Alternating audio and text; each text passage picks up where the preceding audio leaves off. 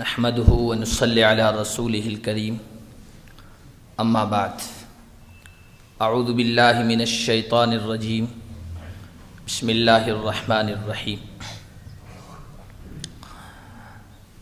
يا ايها الذين آمنوا اتقوا الله حق تقاته ولا تموتن الا وانتم مسلمون وقال النبي صلى الله عليه وسلم لا تدخلوا الجنة حتى تؤمنوا ولا تؤمنوا حتى تحابوا وقال النبي صلى الله عليه وسلم ثلاث من كن فيه وجد بهن حلاوة الإيمان أن يكون الله ورسوله أحب إليه مما سواهما وأن يحب المرء لا يحبه إلا لله وأن يكره أن يعود في الكفر بعد أن أنقذه الله كما يكره أن كما قال النبي صلى الله عليه وسلم. درود شریف پڑھ لیں. اللهم صل على محمد وعلى آل محمد كما صليت على إبراهيم وعلى آل إبراهيم إنك حميد مجيد. اللهم بارك على محمد وعلى آل محمد كما باركت على إبراهيم وعلى آل إبراهيم إنك حميد مجيد. محترم بزرگوں اور عزیز دینی بھائیوں، دین کی نسبت پر ایمان اور کلمہ توحید کی نسبت پر ہم سب کا یہاں اکٹھا ہونا ہوا ہے. اس نسبت پر جمع ہونا یہ اللہ کی نگاہ میں بہت زیادہ قیمتی ہے. کوئی بندہ کسی دوسرے ایمان والے بندے سے صرف اللہ کی خاطر ملے، صرف اللہ کی رضا اور خوشنودی کے لیے ملاقات کرے، اور وہ دونوں بندے ایک جگہ جمع ہوں صرف ایمان کی خاطر، صرف کلمے کی رشتے کی بنیاد پر، نہ مال سامنے ہو، نہ دولت کی حرص اور لالچ ہو، نہ کوئی اور رشتہ، ایمانی رشتہ ہو، اور اس کی بنیاد پر کوئی کسی سے محبت کرے، تعلق رکھے، ملاقات کرے، یہ اللہ اور اس کے رسول کی نگاہ میں بہت اہم ہے. اللہ کے نبی صلی اللہ علیہ وسلم کے خادم ہیں سیدنا انس ابن مالک رضی اللہ تعالی عنہ. وہ فرماتے ہیں اللہ کے نبی صلی اللہ علیہ وسلم نے ارشاد فرمایا کہ جو آدمی دوسرے آدمی سے صرف اللہ کے لیے محبت کرے، اس دنیا میں اس کا نقد صلہ ملتا ہے، نقد بدلہ ملتا ہے. وہ نقد صلہ یہ ہے کہ اسے ایمان کی مٹھاس سے اللہ تبارک و تعالی نوازتے.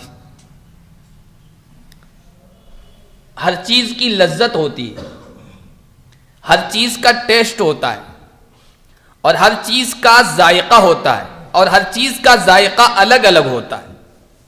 ایمان کا بھی ذائقہ ہے، ایمان کی بھی مٹھاس ہے، اور ایمان کی بھی حلاوت اور شیرینی ہے. یہ ہر ایک کو نصیب نہیں ہوتی.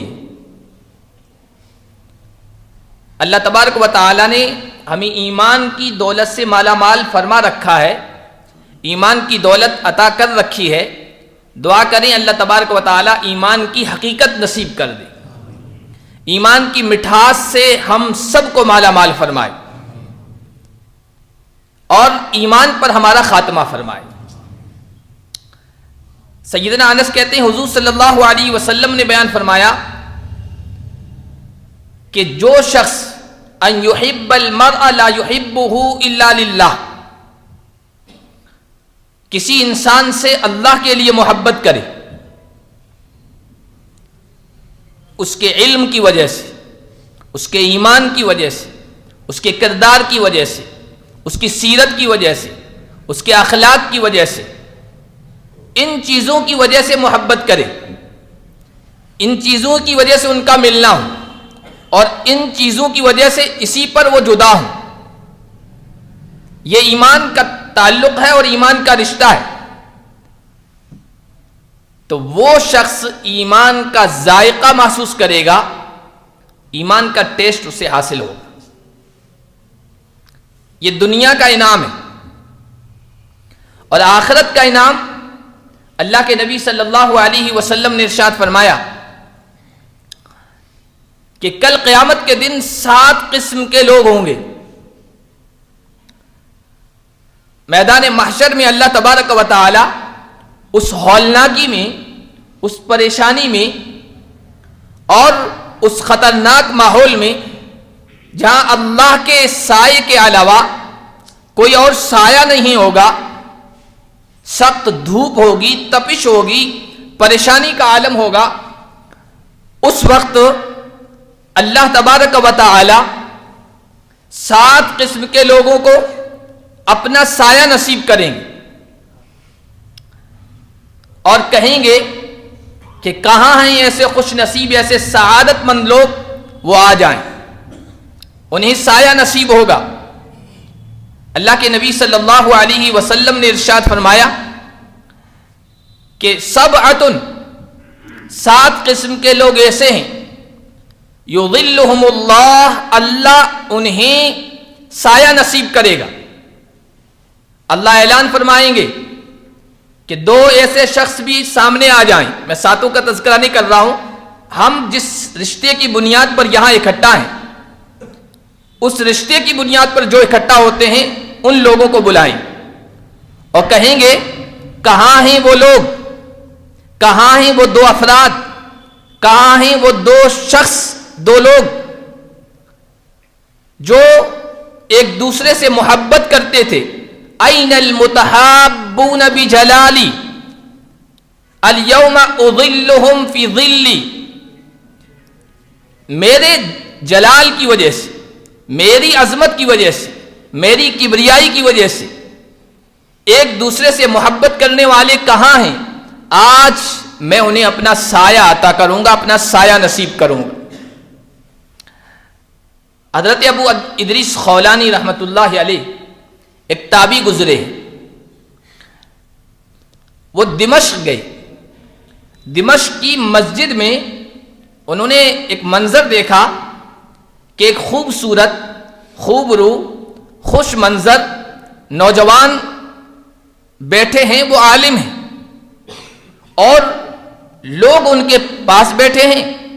کبھی کوئی سوال کر رہا ہے، کبھی کوئی سوال کر رہا ہے، اور وہ عالم سب کو جواب دے رہے ہیں اور سب ان کے جوابات سے مطمئن ہو کر وہاں سے رخصت ہو رہے. حضرت ابو ادریس خولانی رحمۃ اللہ علیہ کہتے ہیں یہ بہترین ایمان افروز منظر دیکھ کر میرے دل میں اس نوجوان عالم کی محبت بیٹھ گئی.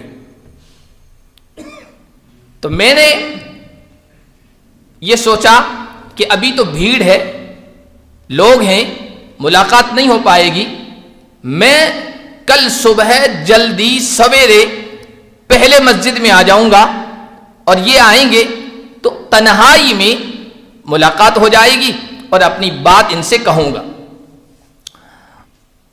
وہ کہتے ہیں کہ میں دوسرے دن صبح سویرے مسجد پہنچ گیا اور میرا خیال یہ تھا کہ سب سے پہلے پہنچنے والا میں ہوں. وہ خود کہتے ہیں سب سے پہلے پہنچنے والا میں ہی ہوں.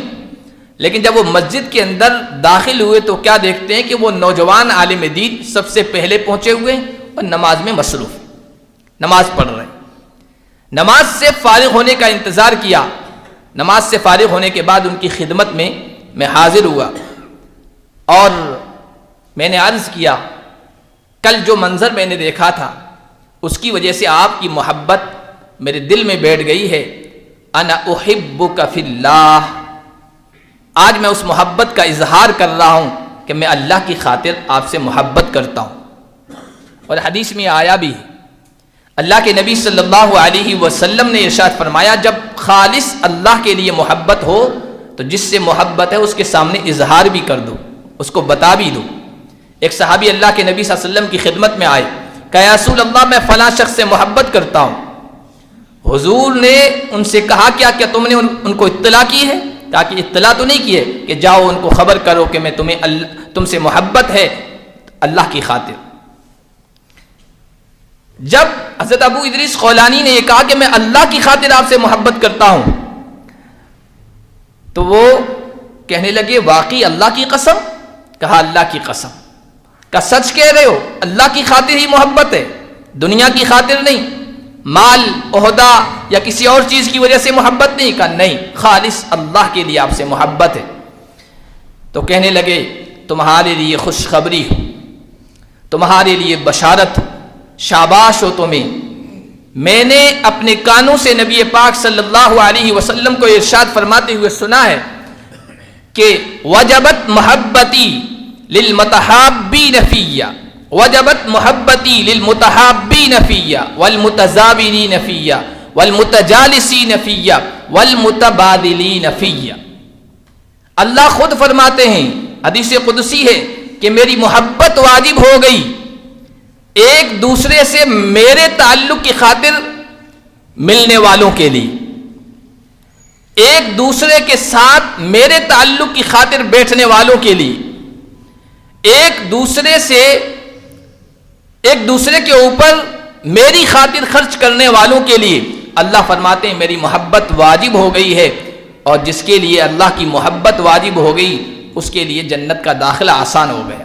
اللہ ہم سب کو ایک دوسرے سے ایسی محبت کرنے کی توفیق عطا فرمائے۔ اللہ کے نبی صلی اللہ علیہ وسلم نے ارشاد فرمایا کہ تین چیزیں ایسی ہیں جس کے اندر پائی گئی تو وہ ایمان کی لذت محسوس کرے گا۔ ایک میں نے یہ بتائی، وجد بہن حلاوت الایمان، کہ آدمی ایک دوسرے سے صرف اللہ کی خاطر محبت کرے، ایک چیز یہ۔ دوسری چیز اللہ کے نبی صلی اللہ علیہ وسلم نے ارشاد فرمائی ان یحب اللہ ورسولہ، ان یکون اللہ ورسولہ احب الیہ مما سواہما،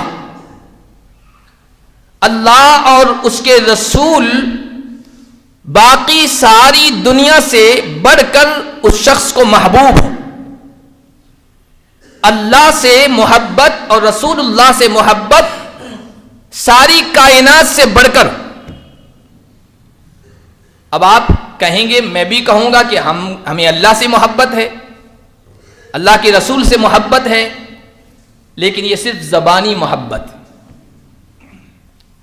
صرف دعویٰ کافی نہیں ہے، دلیل چاہیے، عمل کے ذریعے سے، کردار کے ذریعے سے، نبی کی سیرت کو اپنا کر، اللہ کا حکم مان کر، اللہ کے تمام فیصلوں پر رضامندی اور خوشی کا اظہار کر کے، جب تک آپ اپنی محبت کی عملی شکل پیدا نہیں کریں گے اور ظاہر نہیں کریں گے، اس کا اظہار نہیں کریں گے، تب تک مجھے اور آپ کو نہ اللہ سے حقیقی محبت ہے اور نہ رسول اللہ سے حقیقی محبت۔ اللہ سے محبت ہو، دوسری طرف اللہ کی نافرمانی بھی کریں، رسول اللہ سے محبت ہو، رسول اللہ صلی اللہ علیہ وسلم کی سنتوں کی پائمالی بھی کریں، رسول اللہ سے محبت ہو اور رسول اللہ کے طریقے کو نہ اپنائیں۔ یہ تو عجیب بات ہے، جس آدمی کو جس سے محبت ہوتی ہے اس کی ایک ایک چیز کو اپناتا ہے، ایک ایک چیز کو محبت کی نگاہ سے دیکھتا ہے، ایک ایک چیز کی اس سے جڑی ہوئی، اس سے نسبت رکھنے والی ایک ایک چیز کی عظمت اس کے دل میں ہوتی ہے۔ لیلا مجنون کا قصہ بہت مشہور ہے، ان کی محبت، ان کا تعلق بہت مشہور ہے۔ مجنون کے واقعات سمجھانے کے لیے علماء کرام نے لکھے ہیں، مجنون جب لیلا کی گلیوں سے گزرتا تھا تو اس کی گلیوں سے محبت کرتا تھا، اور جو دیواریں ہوتی تھی، جو اینٹیں ہوتی تھی اور جو پتھر ہوتے تھے ان کو بھی چومتا تھا۔ کسی نے کہا مجنون ان اینٹوں میں کیا رکھا ہے، ان دیواروں میں کیا رکھا ہے، ان گلیوں میں کیا رکھا ہے، تم انہیں چوم رہے ہو؟ تو اس نے کہا کہ امر علی الدیار دیار لیلا اقبل ذا الجدار وذا الجدار وما حب الدیار شغفنا قلبی ولكن حب من سکن الدیار۔ میں لیلا کے علاقے سے گزرتا ہوں، لیلا کی گلیوں سے گزرتا ہوں، کبھی اس دیوار کو چومتا ہوں، کبھی ادھر کی اینٹوں کو چومتا ہوں، ان اینٹوں کی اور ان پتھروں کی اور ان گلیوں کی محبت نہیں ہے، بلکہ ان گلیوں میں اور ان مکانوں میں جو شخصیت رہ رہی ہے اس سے مجھے محبت ہے، اور اس کی وجہ سے ان چیزوں کی محبت بھی میرے دل میں پیدا ہو گئی۔ اللہ اور اس کے رسول سے محبت ہو تو ان کی ہر چیز سے محبت اور تعلق ہونا چاہیے، اور ہر چیز کی عظمت اور محبت ہمارے دل میں ہونا چاہیے، ہر اس چیز کی عظمت اور محبت جو اللہ سے تعلق رکھتی ہو اور اللہ کے رسول سے تعلق رکھتی ہو۔ ساری کائنات کی محبتیں پیچھے، ساری کائنات کے تعلقات پیچھے، ساری کائنات کے رشتے پیچھے، سب پیچھے، اللہ اور اس کے رسول کی محبت سب سے آگے ہو۔ یہ مقام ہمیں حاصل نہیں ہے ابھی، اسی لیے ایمان کی حلاوت ہم محسوس نہیں کر پاتے۔ یہ مقام حاصل تھا میرے نبی کے یاروں کو، میرے نبی کے صحابہ کو، کہ انہوں نے اللہ اور اس کے رسول کی محبت کی خاطر سب کچھ پیچھے چھوڑ دیا، سارے تعلقات قربان کر دیے۔ جن جن چیزوں سے انسان فطری طور پر محبت کرتا ہے، دل سے محبت کرتا ہے، جب ان چیزوں کا ٹکراؤ پیدا ہوا اللہ اور اس کے رسول کی محبت سے، انہوں نے اللہ اور اس کے رسول کی محبت کو ترجیح دی، باقی سب چیزوں کو پیچھے چھوڑ دیا، قربان کرنا گوارا کر لیا۔ آپ کی مسجد کا نام ہے عمر فاروق، مسجد عمر فاروق۔ حضرت عمر فاروق رضی اللہ تعالیٰ عنہ کے بارے میں حدیث موجود ہے، اللہ کے نبی صلی اللہ علیہ وسلم کے ساتھ تشریف لے جا رہے تھے، اور یہ شروع کا زمانہ ہے۔ اللہ کے نبی نے کہا عمر مجھ سے محبت ہے؟ کہا یا رسول اللہ آپ سے محبت ہے۔ کہا عمر دنیا سے بڑھ کر؟ کہا یا رسول اللہ دنیا سے بڑھ کر۔ کہا مال و منال و دولت سے بڑھ کر؟ کہا یا رسول اللہ۔ کہا خونی رشتوں سے بڑھ کر؟ کہا یا رسول اللہ۔ اولاد والدین سے بڑھ کر؟ کہا یا رسول اللہ ہاں۔ اپنی جان سے بھی بڑھ کر؟ تو حضرت عمر رضی اللہ تعالیٰ عنہ خاموش ہو گئے۔ صحابہ صاف دل تھے، تکلفات سے، تصنع سے پاک تھے، جو دل میں تھی وہ بات کہہ دیتے تھے۔ کہا یا رسول اللہ ابھی یہ مرتبہ تو حاصل نہیں ہوا ہے۔ تو کہا جب تک یہ مرتبہ بھی حاصل نہیں ہوگا تب تک تمہیں حقیقی محبت نہیں ہے اور کامل ایمان والے تم نہیں ہو۔ تو بغیر ہچکے اور جھجکے اسی موقع پر حضرت عمر نے کہا یا رسول اللہ اب تو اپنی جان سے بھی بڑھ کر آپ کو چاہتا ہوں اور آپ سے محبت کرتا ہوں۔ حضور نے فرمایا الآن یا عمر، اے عمر اب تو نے ایمان کی حقیقت کو پا لیا، اب تم کامل مومن بنے ہو۔ یہ مرتبہ نبی کے صحابہ کو حاصل تھا کہ سارے رشتوں کو پیچھے چھوڑ دیا، سارے تعلقات کو پیچھے چھوڑ دیا، اللہ کے نبی صلی اللہ علیہ وسلم کی خاطر اپنا وطن، وہ گلیاں جن میں پلے بڑے، پروان چڑھے، جن سے انسان کو فطری طور پر محبت ہو جاتی ہے، اور کاروبار جو بڑی ترقی پر چل رہے تھے، جو معاش اور دنیا گزارنے کے ذرائع تھے، سب کچھ چھوڑ دیا اور مدینہ جا کر آباد ہو گئے۔ اللہ کے نبی صلی اللہ علیہ وسلم کی محبت کو سب سے زیادہ ترجیح دی۔ کئی واقعات ہیں، ایک دو واقعہ اس سلسلے میں آپ کے سامنے رکھ دیتا ہوں۔ اللہ کے نبی صلی اللہ علیہ وسلم کے سسر ہیں حضرت ابو سفیان۔ صلح حدیبیہ میں بات چیت کرنے کے لیے، صلح حدیبیہ کے بعد بات چیت کرنے کے لیے اللہ کے نبی صلی اللہ علیہ وسلم کی خدمت میں آئے ہیں مدینہ منورہ، اور حضور صلی اللہ علیہ وسلم کے گھر میں ان کی بیٹی ہے ام حبیبہ، نام رملہ ہے۔ تو ابو سفیان نے یہ سوچا کہ جب یہاں آئی گئے ہیں تو بیٹی سے ملاقات کر لوں، بیٹی کے ہاں چلا جاؤں۔ وہ حضرت ام حبیبہ کے گھر باپ ہے اپنی بیٹی سے ملنے کے لیے آ رہا ہے، جیسے ہی دروازے میں داخل ہوئے، بعد میں وہ مسلمان ہوئے، جیسے ہی دروازے میں داخل ہوئے تو ام حبیبہ کو دیکھا کہ وہ ایک بستر سمیٹ رہی ہے۔ کہا کہ بیٹی کیا یہ بستر میری شان کے لائق نہیں، میرے لائق نہیں ہے؟ کس وجہ سے تم نے یہ بستر سمیٹ دیا؟ کہا کہ بات ایسی نہیں ہے، بات یہ ہے کہ اس بستر کا تعلق میرے سرتاج محمد مصطفیٰ صلی اللہ علیہ وسلم سے ہو گیا ہے، اور اس بستر پر آپ جیسا ناپاک مشرک نہیں بیٹھ سکتا۔ باپ سے کہہ رہی ہیں۔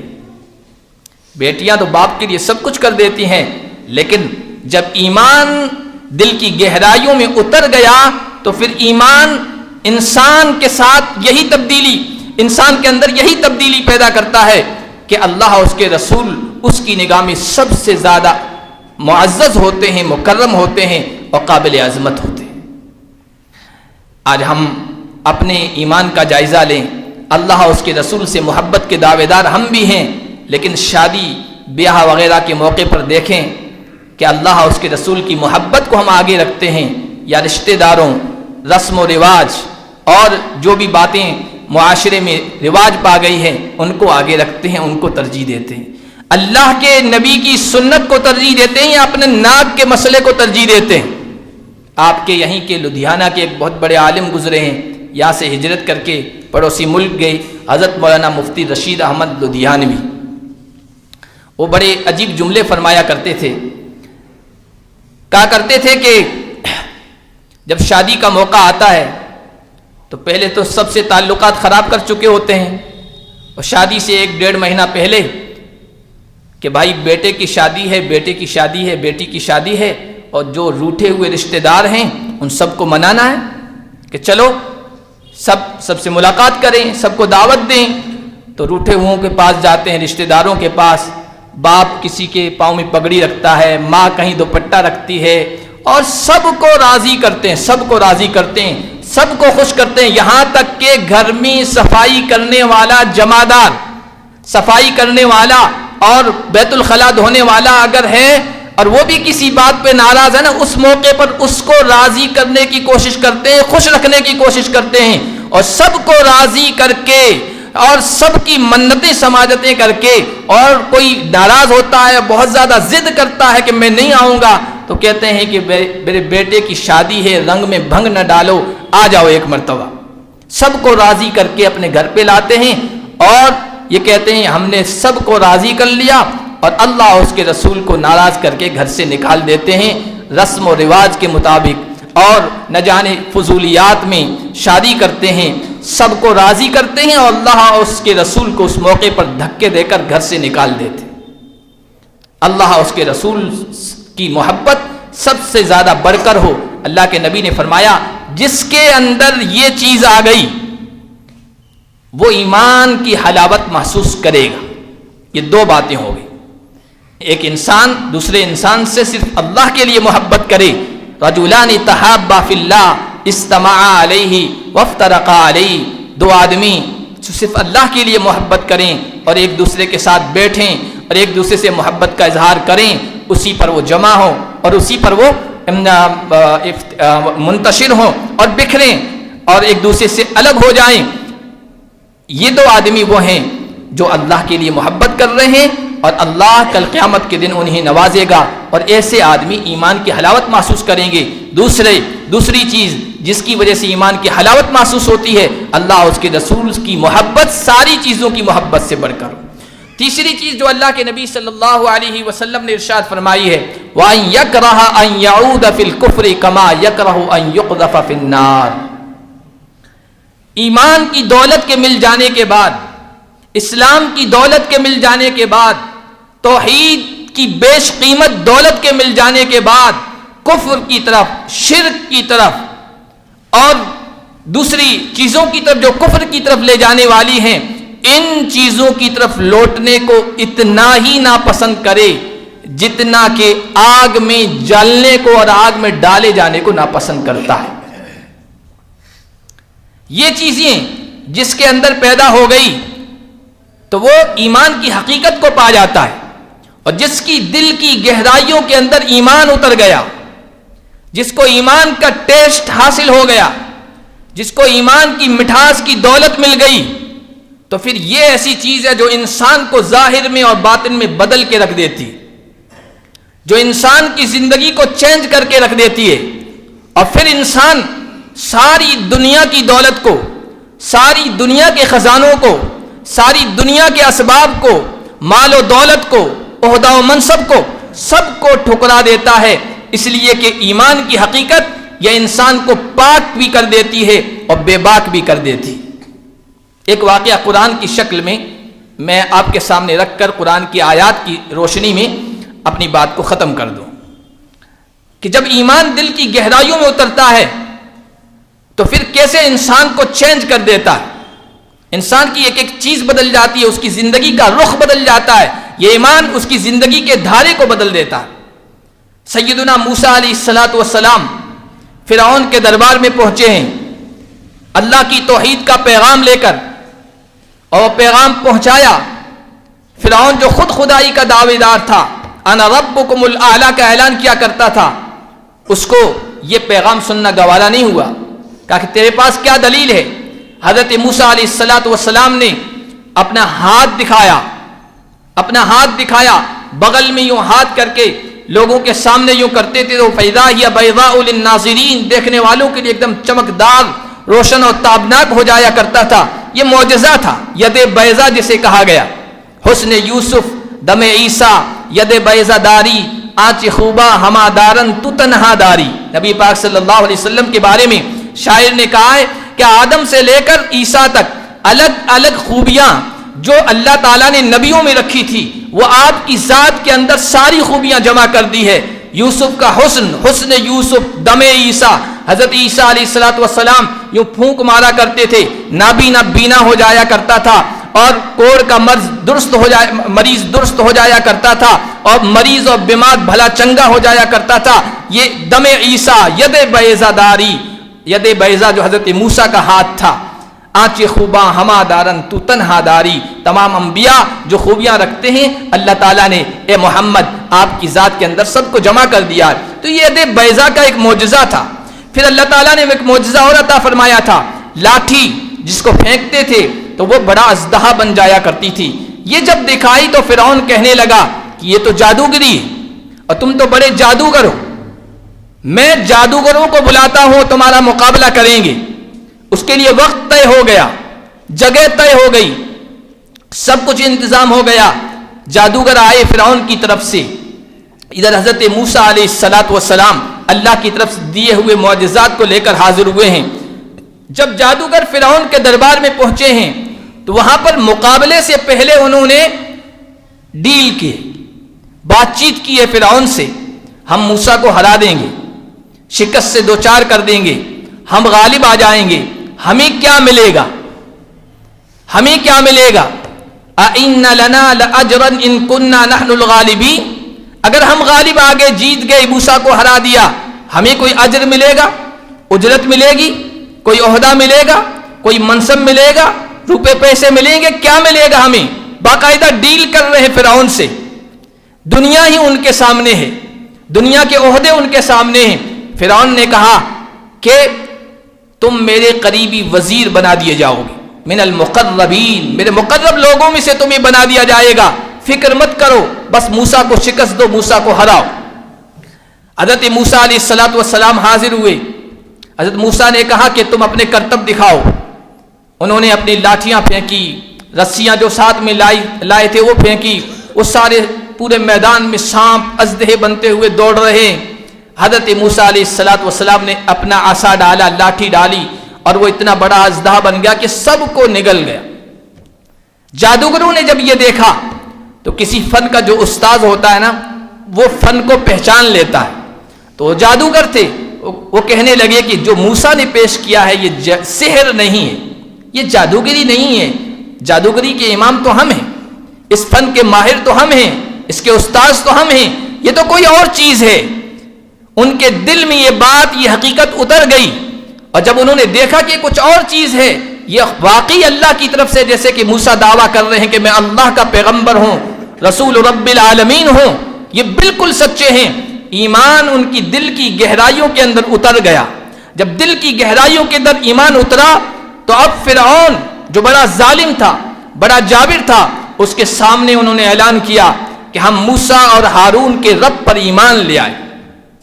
فرعون کہنے لگا انہو لکبیرکم الذی علمکم السحر، ایسا لگتا ہے کہ یہ موسیٰ تمہارے استاذ ہیں اور یہ تم نے اندر ساٹھ گانٹھ کر لی ہے، اس طرح موسیٰ کو خود بخود غالب کر دیا ہے اور تم نے اپنی شکست ظاہر کر دی ہے، تم نے مجھے رسوا کر دیا ہے اپنی اندر بات چیت کر کے، اب میں تمہیں سزا دوں گا اور سزا ایسی سخت دوں گا، لَأُقَطِّعَنَّ أَيْدِيَكُمْ وَأَرْجُلَكُمْ مِنْ خِلَافٍ، میں تمہارے اس ہاتھ کو کاٹوں گا تو مخالف سائڈ میں پیر کو کاٹ دوں گا، اور اس ہاتھ کو کاٹوں گا تو اس کی مخالف سائڈ کے پیر کو کاٹ دوں گا، اور تمہیں سولی پہ لٹکا دوں گا، ایسی خطرناک سزا دوں گا کہ سب کے لیے عبرت بن جائے۔ یہ اس نے اعلان کیا۔ اب دیکھیے، جو جادوگر تھوڑی دیر پہلے اپنے لیے دنیا طلب کر رہے تھے، اپنے لیے مال طلب کر رہے تھے، اپنے لیے عہدے کی درخواست کر رہے تھے، اور وہ اپنے اس فن کے بدلے کچھ دنیا کی چیزیں مانگ رہے تھے، حقیر دنیا کی، اب ایمان دل کی گہرائیوں میں اترا ہے تو دیکھیے ان کی کیسے کایا پلٹ ہو گئی ہے۔ کہنے لگے لن نؤثرک علی ما جاءنا من البینات والذی فطرنا فاقض ما انت قاض انما تقضی هذه الحیاۃ الدنیا۔ اے فرعون، اب حقیقت ہمارے دل میں اتر گئی ہے، موسیٰ جو واضح دلیلیں لے کر ہمارے سامنے آئے ہیں ان کو ہم نے سمجھ لیا ہے، ان کو پرکھ لیا ہے، اس کی حقیقت کو پا لیا ہے۔ اب اس ذات کے مقابلے میں جس نے ہمیں پیدا کیا ہے اور ان دلیلوں کے مقابلے میں ہم تجھے ہرگز ترجیح نہیں دے سکتے ہیں۔ فَاقْضِ مَا أَنْتَ قَاضٍ، تمہیں جو کرنا ہے کر لو۔ اب ہم نے حقیقت کو پا لیا ہے، اس سے ہم ایک قدم کیا ایک انچ بھی پیچھے نہیں ہٹ سکتے۔ انما تقضی هذه الحیات الدنیا، زیادہ سے زیادہ کیا کر لو گے؟ اس حقیر دنیا ہے، یہ حقیر زندگی ہے، اس کو خاتمہ کرو گے اور کیا کرو گے؟ ہمارا نقصان۔ انا آمنا بربنا لیغفر لنا خطایانا وما اکرہتنا علیہ من السحر واللہ خیر وابقا، ہم اپنے رب پر ایمان لے آئے تاکہ وہ ہمارے گناہوں کو بخش دے، اور موسیٰ کے مقابلے میں جو تو نے ہمیں مجبور کیا ہے جادوگری کا فن دکھانے پر، یہ ہمارا گناہ تھا، ہمارا جرم تھا، ہمارا رب ہمارے اس جرم کو معاف کر دے اور ہماری اس لغزش کو، اس خطا کو معاف کر دے۔ اب ہم یہ اعلان کرتے ہیں، اب ہم ایمان سے ہاتھ دھو نہیں سکتے، تم جو کچھ کرنا ہے کر لو۔ یہ ہے ایمان کی حقیقت۔ جب دل کے اندر ایمان اترا ہے تو وہ لوگ جو تھوڑی سی دنیا کی لالچ میں آ کر عہدے و مناصب طلب کر رہے تھے، وہ سب کچھ کو لات مار رہے ہیں، ٹکرا رہے ہیں اور ایمان کو ترجیح دے رہے ہیں۔ وَأَن يَكْرَهَ أَن يَعُودَ فِي الْكُفْرِ بَعْدَ أَن أَنْقَذَهُ اللَّهُ كَمَا يَكْرَهُ أَن يُقْذَفَ فِي النَّارِ۔ ایمان کی حقیقت اور ایمان کی مٹھاس اس شخص کو نصیب ہوگی، ایمان لانے کے بعد وہ کفر کو، وہ شرک کو، کفریہ اور شرکیہ اعمال کو، کفریہ اور شرکیہ چیزوں کو، کفریہ اور شرکیہ نعروں کو، کفریہ اور شرکیہ جملوں اور بولوں کو اسی طرح ناپسند کرے جس طرح آگ میں جلنے کو اور آگ میں کودے جانے کو یا ڈالے جانے کو ناپسند کرتا ہے۔ صحابہ کرام رضوان اللہ علیہم اجمعین کو اللہ تبارک و تعالی نے اسی ایمانی حقیقت سے مالا مال فرمایا تھا، اسی لیے آپ دیکھیے انہوں نے جلنا گوارا کر لیا، مرنا گوارا کر لیا، کٹنا گوارا کر لیا، اولاد کو چھوڑنا گوارا کر لیا، والدین سے جدائیگی اختیار کرنے پر مجبور ہوئے اس کو اختیار کر لیا، اپنا محبوب وطن، وہ وطن جس کو بلد امین اللہ نے کہا ہے، جس سرزمین کی قسمیں اللہ نے قرآن میں کھائی ہے اور جہاں رحمتوں کا نزول ہوتا ہے، جس سرزمین کو چھوڑنے پر کیسی مقدس سرزمین ہے کہ خود محبوب خدا محمد مصطفیٰ صلی اللہ علیہ وسلم رات میں جا رہے ہیں، پیچھے مڑ مڑ کر دیکھ رہے ہیں، اے مکہ کی سرزمین تو مجھے بہت زیادہ محبوب ہے، آنکھوں سے آنسو روا ہیں اور کہتے جا رہے ہیں لولا ان قومی اخرجونی، میری قوم تجھ سے نکلنے پر مجھے مجبور نہ کرتی تو میں کسی بھی شکل میں تجھے چھوڑنے کو گوارا نہ کرتا۔ اللہ کے حبیب جس کو چھوڑنے پر رو رہے ہیں، کتنا محبوب وطن ہے، لیکن ایمان کی حقیقت جب صحابہ کے دلوں میں اتری تو ایسے وطن کو بھی انہوں نے چھوڑنا گوارا کر لیا، ساری محبتوں کو قربان کر دیا اور اللہ اس کے رسول کی محبت کو ترجیح دی۔ یہ چیز ہے جو ہمارے اندر آنی چاہیے، یہ وہ چیز ہے جو اللہ سے مانگنی چاہیے، اے اللہ ایمان اور اسلام اور عقیدہ توحید کی محبت اور عقیدہ توحید کی اہمیت ہمارے دلوں کی گہرائیوں میں اتار دے کہ ہم کفر و شرک کی کسی ادنا سے ادنا چیز کو بھی پسند نہ کریں اور اس سے اس طرح دور بھاگیں اور اسے اس طرح اس سے نفرت کریں، اس سے ناگواری کا اظہار کریں جس طرح ہم آگ سے دور بھاگتے ہیں۔ حضرت مولانا علی میاں رحمۃ اللہ علیہ فرمایا کرتے تھے، اس ملک کے باشندوں کو خطاب کرتے ہوئے کہا کرتے تھے، خاص طور پر ہندوستان کے مسلمانوں کو، کہ آئندہ آنے والی نسلوں پر کفر اور شرک اور مرتد ہونے کا خطرہ ہے، اس لیے اپنی اولاد کے دلوں میں اللہ اور اس کے رسول کی محبت پیدا کرو، شرک سے نفرت پیدا کرو، کفر سے نفرت پیدا کرو۔ اور فرمایا کرتے تھے اس طرح نفرت کفر و شرک سے ان کے دلوں کے اندر اتار دو کہ جس طرح بچہ پیشاب کر لیتا ہے، پاخانہ کر لیتا ہے، اس بچے کو جو ابھی ناسمجھ ہے، فطری طور پر گندگی سے، پیشاب پاخانے سے نفرت ہوتی ہے، کفر و شرک سے اور کفر و شرک کے اعمال سے اسی طرح بچوں کو نفرت ہو جائے، تبھی جا کے ایمان بچ سکتا ہے، تبھی جا کے عقیدہ توحید کی حفاظت ہو سکتی ہے۔ صحابہ کرام رضوان اللہ علیہم اجمعین کو کفر و شرک سے ایسی ہی نفرت تھی۔ حضرت عبداللہ ابن حذافہ سہمی رضی اللہ تعالی عنہ ایک لشکر میں رومی علاقے میں چلے گئے، ان کے ساتھ ساتھی تھے، اتفاق ایسا ہوا کہ رومیوں کی قید میں چلے گئے، گرفتار ہو گئے۔ بادشاہ وقت نے ان سب کو بلایا۔ حضرت عبداللہ ابن حذافہ سہمی بہت خوبصورت تھے، خوبرو نوجوان تھے، جو آدمی دیکھتا دیکھتا رہ جاتا، اتنے خوبصورت۔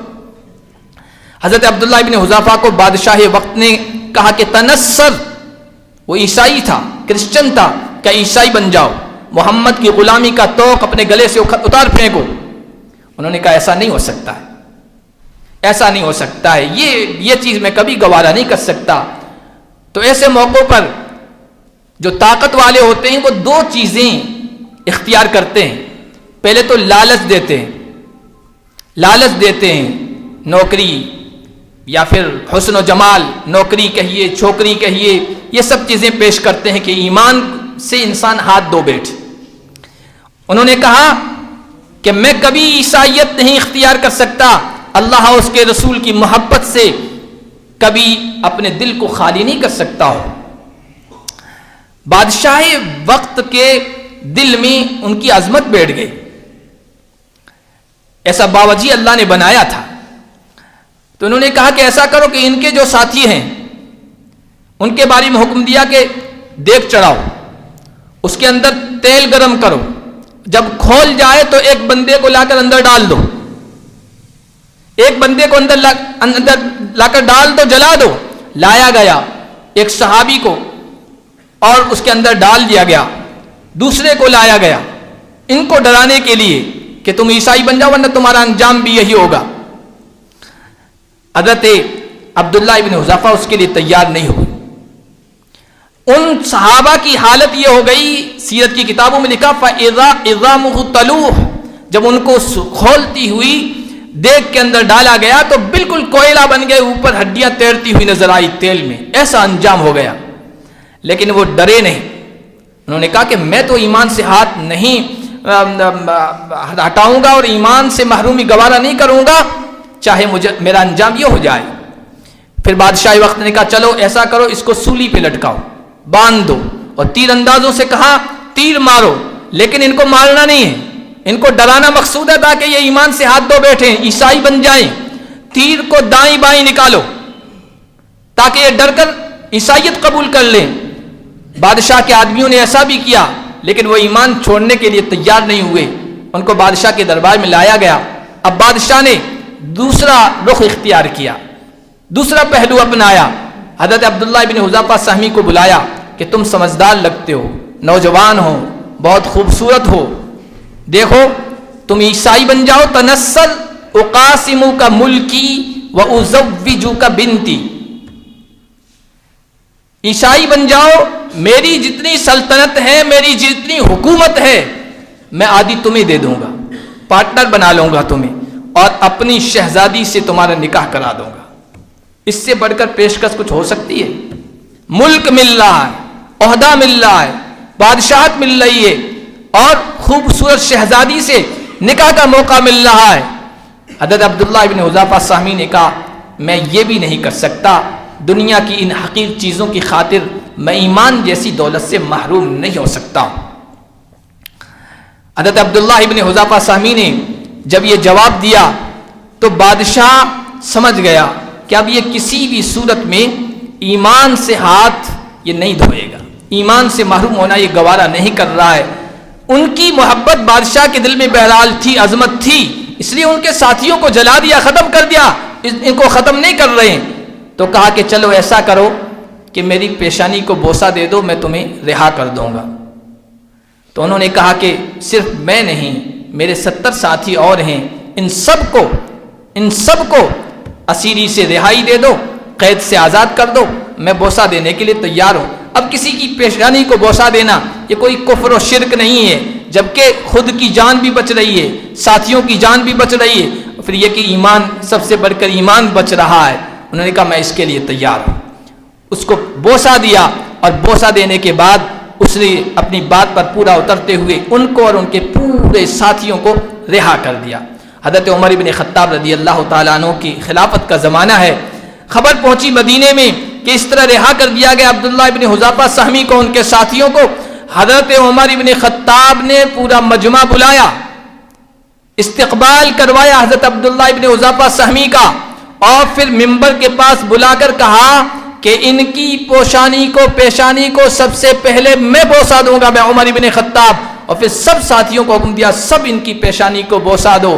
یہ وہ شخص ہیں کہ جنہوں نے اللہ اس کے رسول کی محبت کو آگے رکھا، ایمان کو آگے رکھا، اسلام کو آگے رکھا، عقیدہ توحید کو آگے رکھا، ترغیب اور ترہیب، لالچ اور ڈرانے دھمکانے کا ہر حربہ ان پر استعمال کیا گیا، لیکن عقیدہ توحید سے، اسلام اور ایمان سے یہ محروم ہونے کے لیے تیار نہیں ہوئے، اس ایمان کے رشتے کو چھوڑنے کے لیے تیار نہیں ہوئے ہیں، اس عقیدے کو چھوڑنے کے لیے تیار نہیں ہوئے۔ میں عمر ابن خطاب ان کو بوسہ دوں گا، سب ان کو بوسہ دو۔ ان کی تعظیم میں، ان کی تکریم میں حضرت عمر ابن خطاب رضی اللہ تعالیٰ عنہ نے یہ عمل اختیار کیا۔ اس لیے ہمارے محترم بزرگ اور عزیز دینی بھائیو، ہمارے یہاں ملک میں جس طرح کے حالات بنتے جا رہے ہیں، اور جس طرح آنے والی نسلوں پر ارتداد کا خطرہ ہے منڈلا رہا ہے، اور کفر و شرک پر جس طرح مجبوراً زبردستی کفر و شرک کی طرف لے جانے کی کوششیں ہو رہی ہیں، اور اعلانات تک ہو رہے ہیں، اور بابا کے دوہل یہ کہہ رہے ہیں، ہم اور آپ کو اس سلسلے میں بیدار ہو جانا چاہیے۔ ہمیں اپنے ایمان کی بھی فکر کرنی چاہیے، اور اپنی آنے والی نسلوں کے ایمان کی بھی فکر کرنی چاہیے۔ ایمانی اعتبار سے، اسلامی اعتبار سے، عقیدہ توحید کے اعتبار سے ان کی آنے والی نسلوں کی ایسی تربیت کریں کہ وہ مرنا گوارا کر لیں، کٹنا گوارا کر لیں، جلنا گوارا کر لیں، اپنی زندگی سے ہاتھ دھونا گوارا کر لیں، لیکن ایمان کے بغیر اور عقیدہ توحید کے بغیر اس دنیا سے جانا گوارا نہ کریں۔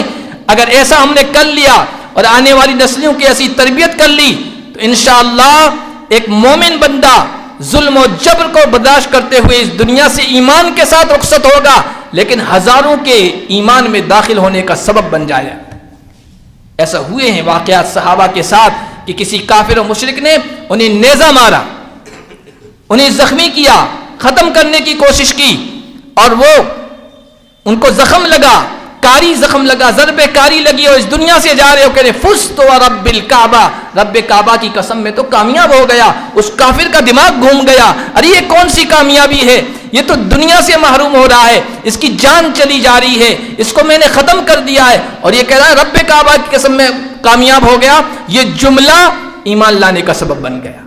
انشاءاللہ اپنے ایمان کے سلسلے میں اور اپنی آنے والی نسلوں کے سلسلے میں ایسی کوششیں اور سعی کرنے کی کوشش کریں گے یا نہیں؟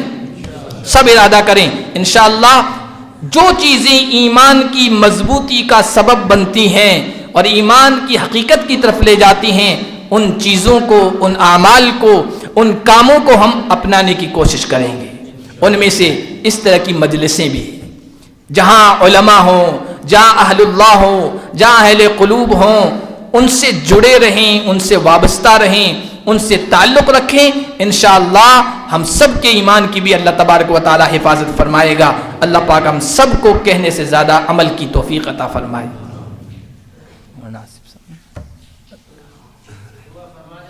حضرت آپ دعا فرمائیں، آپ فرمائیں گے۔ میں نے اتنا کر لیا یہ بہت ہے آپ کی موجودگی ہے. نہیں نہیں دعا تو آپ